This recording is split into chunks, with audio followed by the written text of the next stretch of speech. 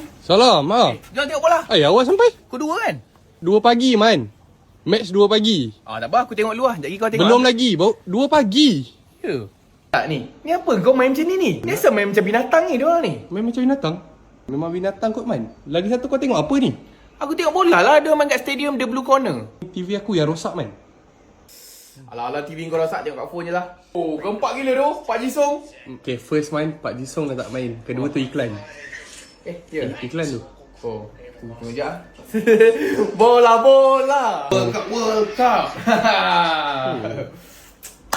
Good game. Dah habis dah 45 minit. Bukan, man. Itu baru half time. Ya. Ha. Nak sikit. World Cup, World Cup. Hey, ref, come on, ref. What nonsense is this, man?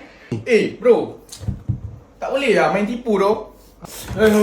Aku tak boleh lah macam ni. Asal tim aku kena kad merah pula ni? Dah tim kau tackle tim lawan, memanglah kena. Tackle je pun asal dia jatuh. Bagi ada kad merah sebab dia jatuh kan?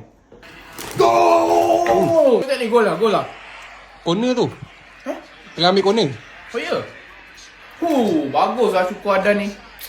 Kylian Mbappe tu. Oh, Kylian Mbappe eh? Hey, come on, ref. Aduh. Aduh. Gol! Yang kena gol tu tim kita. Ni angkara Messi lah ni. Angkara dia lah. Angkara Messi tu lain, man. Ni semua angkara kau, man. Lain.